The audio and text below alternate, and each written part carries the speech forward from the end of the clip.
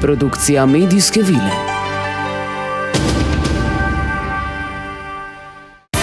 Dnevni tednik. Prve in zadnje vesti. Z vami vsak dan v sredo ob pravi uri. Danes. Mednarodni strokovnjak. Dolenci v agregatnih stanjih. V Kopru človek proti delfinu. Nesrečnega tiča tožba.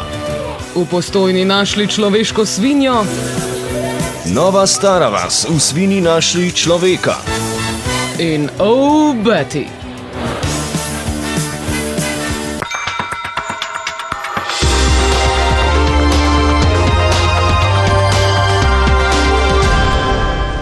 Lepo pozdravljeni v novi oddaji Dnevni tednik, ki podira vse rekorde. Pred vami je že kar 21. edicija, danes vas z vami Jota Gavrilović in Drsna vrata. Slovenijo čakajo novi izzivi in nove volitve. Poglejmo čez ograjene planke, kaj vsi o slovenskih volitvah mislijo v tujini. Z nami ponovno mednarodni strokovnjak. Pozdravljeni v Bruselj. Zdravo, Slovenija. Sam bi komentiral tako. V bitko za predsednika sta se spustila dva razmeroma mlada in neizkušena kandidata. Če se malo pošalim, bi rekel, da se pahujo kar kolca po mladosti.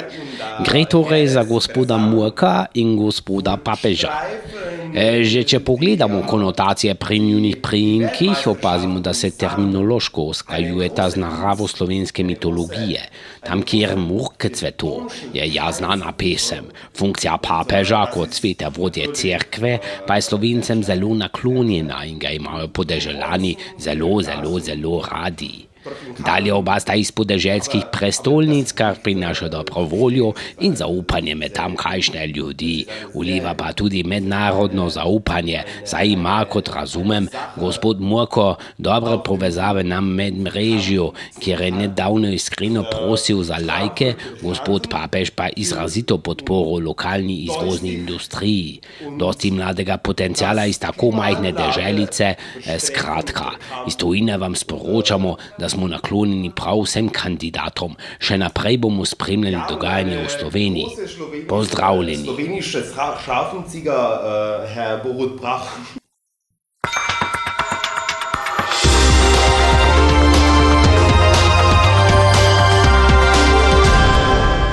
Misliš, da bi se rezultati volitev kaj spremenili, če bi namesto v skrinjice svoje glasove dajali v všečke na Facebooku? Pozornosti bi jim verjetno še vedno namenili isto. Našo pozornost pa so v začetku tedna preusmerile tudi znanstvene raziskave. Skupina raziskovalcev, ki je po obronkih Gorjancev iskala morebitne ostanke slovenske gostoljubnosti, je namesto tega naletela na zaenkrat še neodkrito vrsto dolenca. Več v prispevku. Znanost in tehnika.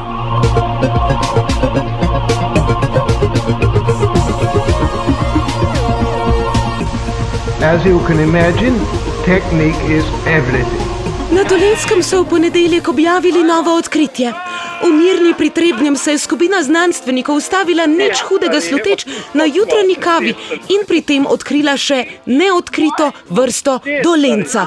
Poleg do sedaj že dobro znanega in raziskanega trdega dolenca so prišli do potrditve, da se v javnosti kažejo tudi primerki tekočega dolenca, ki ni le sorta cvička.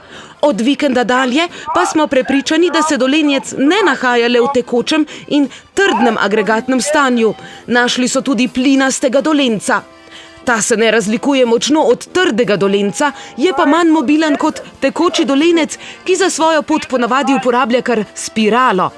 Ali nas tudi na Dolenjskem čakajo tudi plazmasti dolenci, zaenkrat še ne vemo, čeprav se že pojavljajo ugibanja, da plazma dolenjec visi po velikem številu hiš in da se je torej plazma na Dolenjskem že tako udomačila, da je niti ne ločijo od preostalih agregatnih stanj. Iz Trebnja, vaša žena. No, porast poznavanja kemije bo mogoče prinesla na Dolenjsko tudi kakšno turistično točko več. Povsem drugače pa je na obali. Tam se turizma za razliko od dolenjskih kmetov lotevajo kar lokalni šerifi. v Koper. In a world made of steel, made of Zgodovina, zgodovina. what I feel.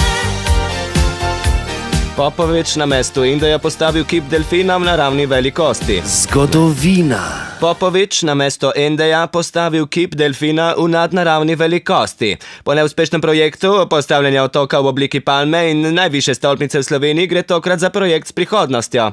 Delfina bodo uporabili tudi v času županskih volitev, ko Popovič napoveduje, da bo z vrha kipa spustil transparent s fotografijo svojega obraza. Z Men's Health pa se že pogaja tudi za sredinski poster. Kip delfina bo stal na mestu trenutnega skvota Inde, kjer se že odvija miroljubni protesti igranja igre Človek ne jezi se. 50 morebitnih brezdomnih Indijancev pa se ponuja posvojitev. Navajeni so dela, čistoče, organizacije dogodkov in vam lahko ob večerih delajo družbo. Več na spletni strani indeplatforma.org. Za delfina gre.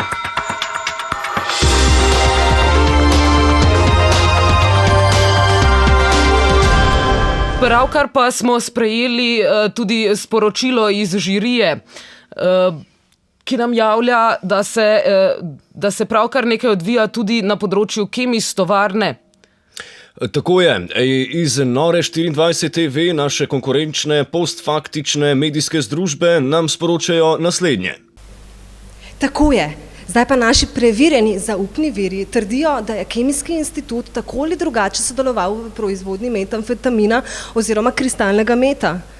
Špekulira se, da je ta izjemno nevarna droga, imenovana tudi modna droga za hujšanje, izdelovala celo prek Kemisa, za potrebe neimenovane tudi vojske. Meta namreč izboljšuje tudi fizično sposobnost vojaka ob težkih, napornih, na najtežjih misijah. Ob tem in o marsičem smo želeli govoriti z direktorjem Kemisa, ki pa zaenkrat še ni našel časa, da bi odgovoril na naša vprašanja. No, toliko za danes. Kaj bo prinesel jutri, pa kot vedno ve samo Milan Kučan. Naslednji teden pa ponovno vabljeni k ogledu zadnje oddaje Dnevni tednik pred poletnim gulagom, kamor smo prisiljeni sodelavci zaradi pisanja za nič prispevkov. Zapomnite si, pijte dovolj tekočine in se mažite z vlažilnimi kremami. Vroče bo. Zdaj pa, oh Betty.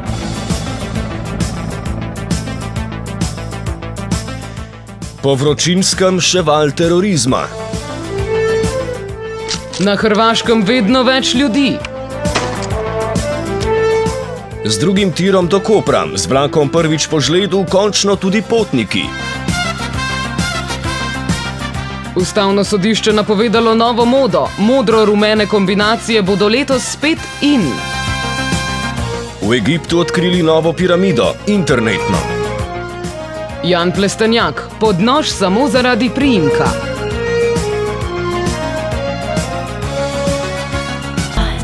Sponzor oddaje je Škatla.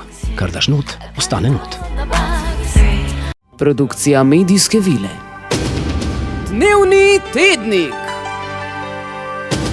Z vami vsak dan v sredo ob pravi uri.